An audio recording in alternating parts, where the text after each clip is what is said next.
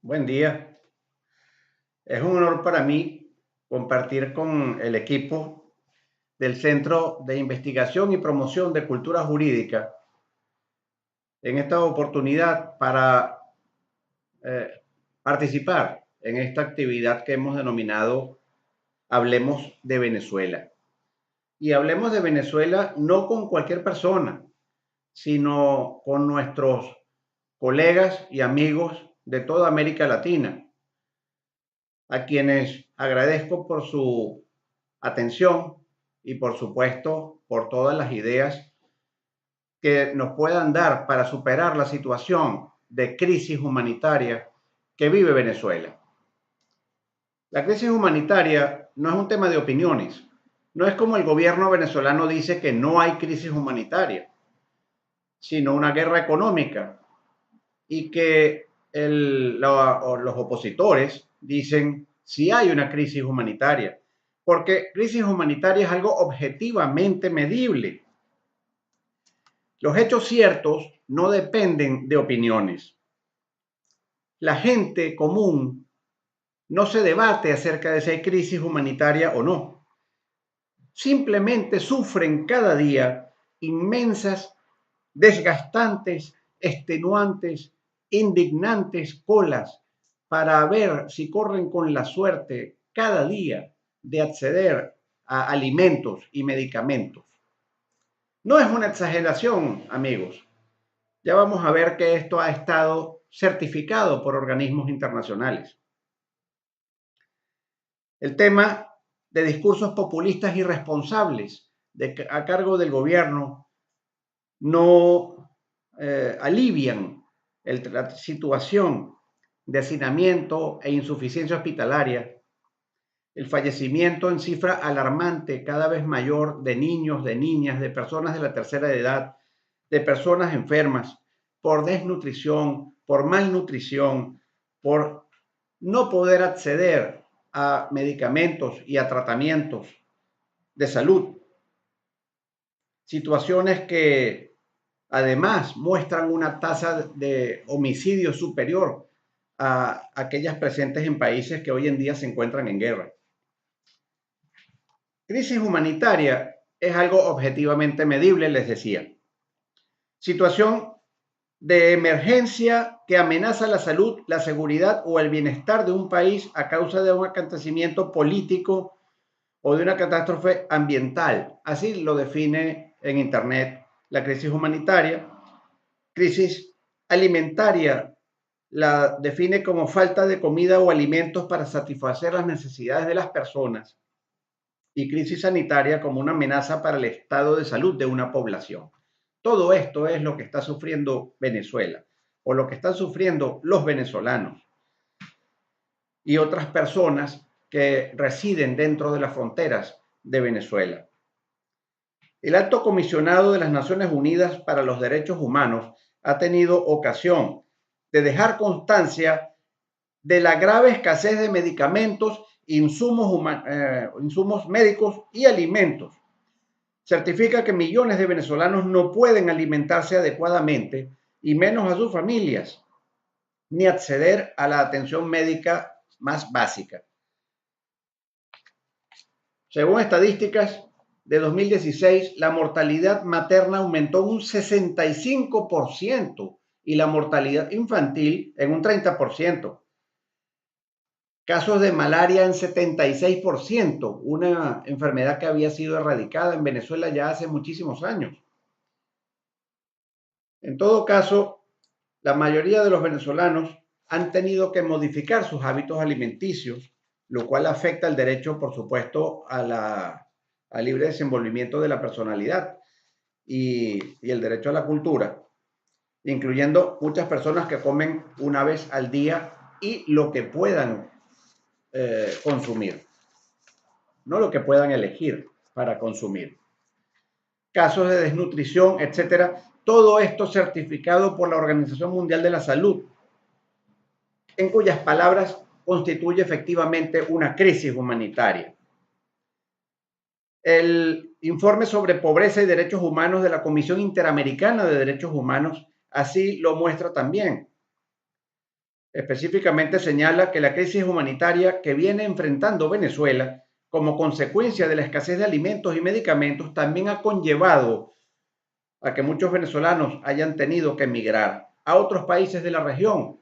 Preguntemos a los amigos de Colombia y a los amigos de Brasil particularmente, pero el resto de América Latina, Chile, Argentina, Panamá, República Dominicana, Ecuador, Perú, etcétera, todos han ido recibiendo su buena cantidad de venezolanos buscando mejor vida. Estamos hablando de que cerca del 10% de la población ha salido del país y la mayoría de los cuales en este último periodo de tiempo, 2017-2018, en condiciones lamentables de refugiados.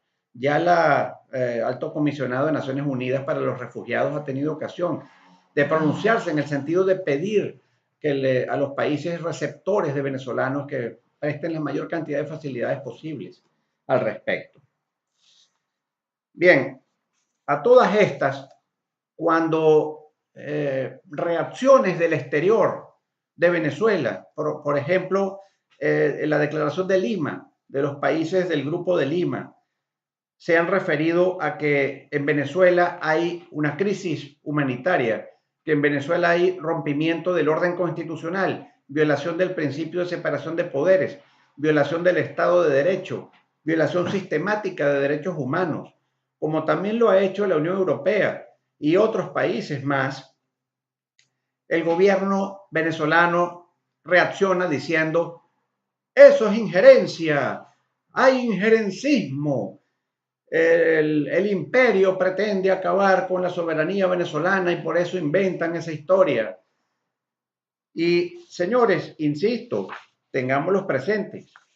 No se trata de una opinión política, se trata de un hecho objetivamente determinable. Existe crisis alimentaria, por cierto, humanitaria. Por cierto, cuando se terminó la Guerra Civil Española y el gobierno franquista se instaló, comenzó la política fascista de la autocracia,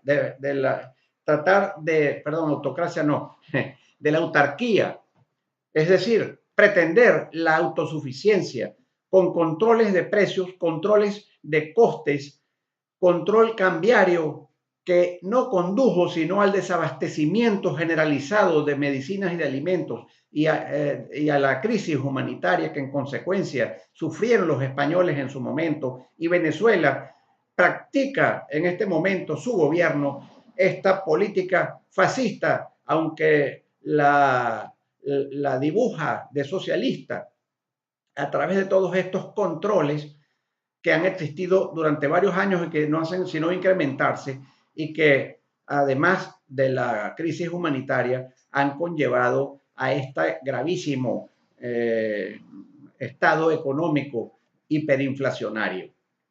Bien, a todas estas hay que decir que lo que hace el Grupo de Lima con sus declaraciones, lo que hacen algunos países rompiendo relaciones o restringiendo las actividades económicas, lo que hacen otros países o grupos de ellos como la Unión Europea al establecer sanciones económicas. Primero, sanciones o reacciones de tipo político y diplomático, y luego sanciones económicas en contra de funcionarios, cuidado, no de Venezuela, no del pueblo venezolano, porque no es el pueblo venezolano el que tiene bienes en el exterior, el que tiene cuentas bancarias en el exterior, el que tiene inversiones que son todas congeladas o confiscadas por parte de los países sancionantes. Son los altos funcionarios que no le explican al pueblo cómo es que ellos tienen esos bienes, cómo es que los pueden sancionar si ellos no tienen nada afuera, en qué les afectaría. Pues bien, el gobierno dice eso es injerencia y yo pretendo en este momento, en estas breves palabras, explicar que no se trata de injerencia, sino de intervención humanitaria. Hay que distinguir claramente esos supuestos. Injerencia es cuando se violenta el principio de no intervención en los asuntos internos de otros estados. Es lo que cacarea el gobierno venezolano, pero es que no es injerencia, porque no hay intervención en los asuntos internos del Estado venezolano.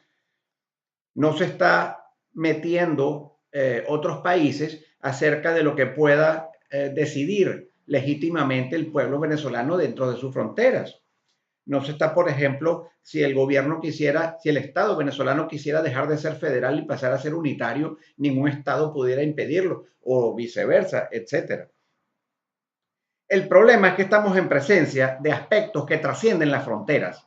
Estamos en el ámbito del deber de todos los estados de proteger los derechos humanos, que no es solamente al interior de su territorio, sino como un concepto global del jus cogens. Se trata de conceptos y valores universales.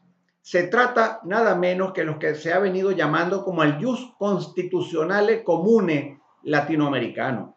Estos principios centrales de Estado de Derecho, principio de legalidad, separación de poderes y respeto en forma preferente de los derechos humanos. Eso es lo que cuando es objeto de vulneración por parte de un Estado, de un gobierno sobre su propio pueblo o por parte de otro gobierno que ocupa al territorio de ese otro Estado y lo reprime, en esas dos circunstancias todos los estados están obligados por razones humanitarias a intervenir, que insisto, no es injerencia, no se trata de los asuntos internos del Estado, sino de la protección de conceptos y valores universales, incluso del jus cogens, como lo son los derechos humanos y también el principio de libre autodeterminación de los pueblos. Este principio, que también es cacareado por el gobierno venezolano como violado acá por los países que se han pronunciado en contra de la situación venezolana, no es violado tampoco, porque es el libre autodeterminación de los pueblos.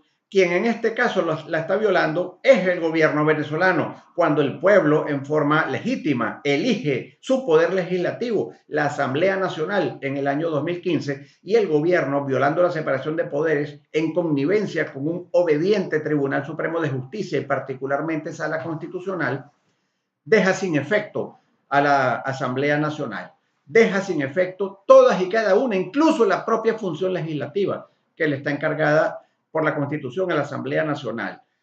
Y últimamente, con la ilegítima y fraudulenta Asamblea Nacional Constituyente, a través de la cual, bajo la égida del gobierno, han acabado con la separación de poderes para gobernar sencillamente en términos autoritarios, totalitarios, represivos y despóticos, como lo está sufriendo Venezuela en este momento.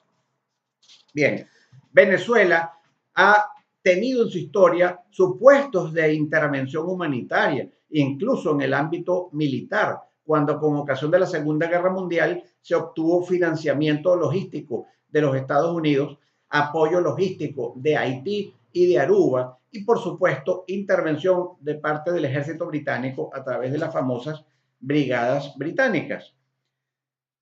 Y en ese momento nadie dijo terrible injerencia, cuidado. No, no, bienvenida la ayuda humanitaria extranjera cuando se trata, perdón, justamente del buen propósito de restablecer, o en aquel caso, de permitir que se hiciese valer la libre autodeterminación de del pueblo venezolano cuando declaró su independencia en el año 1810 y que tuvo que ser objeto de una guerra hasta 1821 y además que luego no fuera sino hasta 1845 que la monarquía española reconociera el surgimiento del Estado venezolano. Bueno, tipos de intervención humanitaria tenemos dos. El sistema de seguridad colectiva, que depende de Naciones Unidas y que requiere que el Consejo de Seguridad lo apruebe, lo cual está descartado. Eso se ha dado en casos como los de Somalia, Yugoslavia y Ruanda. Pero en el caso venezolano está descartado porque dos países como Rusia y China son aliados políticos y económicos centrales del gobierno autoritario venezolano y tienen derecho de veto. Entonces nos queda el otro mecanismo, que es la intervención humanitaria unilateral que puede estar a cargo de un Estado o de un grupo de Estados y que requieren, para que ello sea legítimo, que se intervenga a los fines de proteger los derechos humanos de las personas que están siendo objeto de represión y de vulneración de sus derechos humanos por parte del propio gobierno autoritario y despótico o de un gobierno extranjero ocupante. Las condiciones son que el Consejo de Seguridad no haya hecho nada, ya eso se cumplió, que se hayan agotado los medios pacíficos, sean políticos, diplomáticos o sanciones de tipo económico. Bueno, ha habido rompimiento de relaciones diplomáticas, ha habido debilitación de relaciones diplomáticas, han habido sanciones económicas, sanciones políticas. Por ejemplo, cuando se suspendió la invitación del usurpador presidente de Venezuela a la Cumbre de las Américas, ahora en 2018, y por supuesto toda la fila de sanciones económicas en contra, insisto, no de Venezuela, como lo dice cacarea el gobierno, sino de funcionarios, de altos funcionarios, que vaya usted a saber cómo no explican al pueblo, obviamente, cómo es que tienen cuentas bancarias, inversiones y bienes inmobiliarios en el exterior, sobre todo en el mundo capitalista, al cual ellos llaman que son el imperio fruto de todos los males y todo ese discurso propagandístico y panfletario. Bueno, que se respete también el principio de proporcionalidad, que sea limitada en el tiempo y en el espacio, de forma tal que en lo más pronto posible se restablezca el orden constitucional y democrático del país a cargo de autoridades legítimas del país en uso del libre autodeterminación de los pueblos y que se informe en detalle de todo lo hecho al Consejo de Seguridad de Naciones Unidas y a la Organización de Estados Americanos.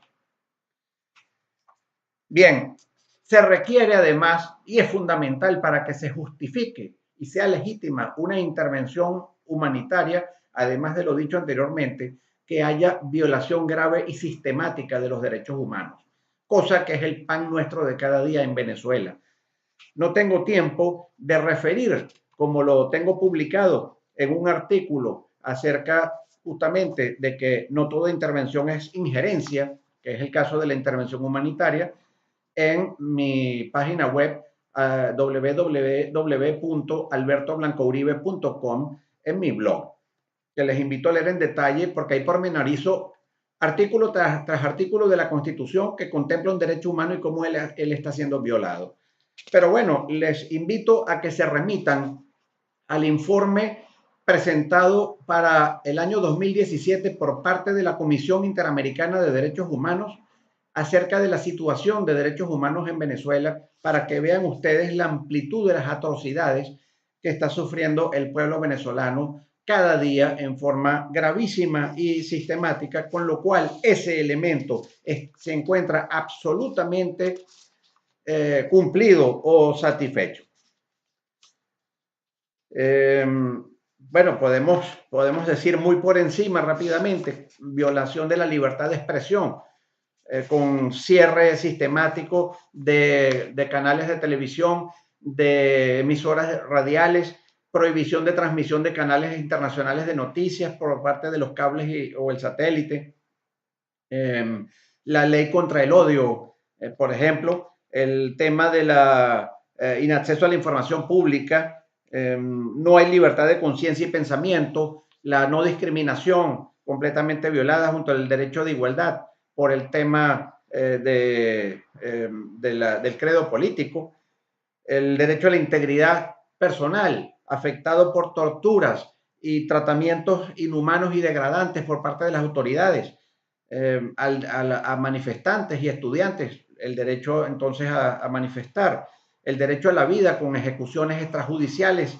diarias, la libertad personal con detenciones arbitrarias, el derecho del juez natural cuando a personas civiles y por circunstancias civiles y por derechos humanos se les somete a los tribunales militares.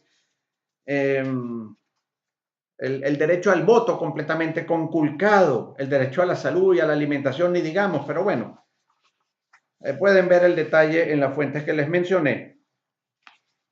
De manera pues que podemos decir que están dadas las circunstancias, están justificadas las circunstancias para que se dé una intervención humanitaria en Venezuela, incluso de orden militar. Y eso no se trata de algo novedoso. Hay que recordar que Francia, ocupada por Alemania nazi, el jefe de la resistencia, que era el general de Gaulle, que pasó a ser luego presidente de la República, aliado con los Estados Unidos y con Inglaterra, a través de su gobierno francés en el exilio, logra establecer entonces la invasión de Francia, tras lo cual vino la recuperación de la soberanía del pueblo francés para pasar a la aprobación de una nueva constitución, la del año 46, y el establecimiento de un nuevo gobierno legítimo, presidido en ese caso por el general de Gaulle. Esta es la circunstancia que está planteada y habría que preguntarse, ¿posible intervención humanitaria en Venezuela en el marco de la Constitución? Sí, para empezar, Venezuela no tiene legítimamente presidente de la República. No lo tiene en primer lugar porque a principios del año 2017 la Asamblea Nacional, en uso de sus atribuciones constitucionales, declaró el abandono del cargo por parte del presidente de la República, en vista de que no hacía nada, sino más bien empeoraba la situación económica y de crisis humanitaria en el país. No obstante eso, el Tribunal Supremo de Justicia, que es en realidad un ministerio del poder del gobierno, declaró que esa actuación era nula y él continuó, pero él está declarado constitucionalmente en abandono del cargo. Y además de eso, recientemente el Tribunal Supremo de Justicia de Venezuela, en el exilio, el Tribunal Legítimo, declaró que hay méritos para enjuiciar a Maduro por razones de corrupción vinculadas al tema Odebrecht. Y la Asamblea Nacional autorizó ese enjuiciamiento recientemente. Eso implica, según la Constitución, que ya no es presidente de la República. Obviamente no le presta atención a lo que la Constitución dice, pero el punto es que eso está cumplido. Ahora, ¿quién llama a la Constitución que sea el presidente en ese caso? Al vicepresidente ejecutivo. Pero eso no implicaría un cambio de gobierno ni un cambio de la situación de crisis humanitaria. Entonces, ¿qué corresponde hacer? Que la Asamblea Nacional emita una moción de censura que acarrea remoción del vicepresidente ejecutivo, con lo cual no habría quien supliera la ausencia del presidente de la República y ello ameritaría que se conformara por parte de la Asamblea Nacional un gobierno interino. Ese gobierno interino obviamente tendría que establecerse en el exterior, en el exilio, tal cual como lo tuvo que hacer De Gaulle, tal cual como es el caso del Tíbet hoy en día y tantos otros. Y ese gobierno, de esa forma legítimo, establecido en el exilio, al igual que lo hizo De Gaulle en el pasado, podría perfectamente orquestar junto con otro u otros países la intervención humanitaria en Venezuela para el restablecimiento de la democracia en el país. Obviamente, una vez restablecido en el país el orden democrático, el orden constitucional, el Estado de Derecho, la separación de poderes, y en Venezuela, el venezolano, en pleno uso del derecho a su libre autodeterminación, en ejercicio de su soberanía, podrá entonces conformar un gobierno legítimo que actúe como corresponde al interior del país y que haga sobrepasar, superar, dejar atrás la crisis humanitaria y generar un poco de paz y de respeto a sus derechos humanos en favor del pueblo venezolano. Bueno, muchas gracias por su atención. Este tema es muy apasionante, es muy importante y la verdad espero que ningún hermano país latinoamericano tenga que vivir o sufrir este desastre que ha acontecido a nuestro país Venezuela. Muchas gracias.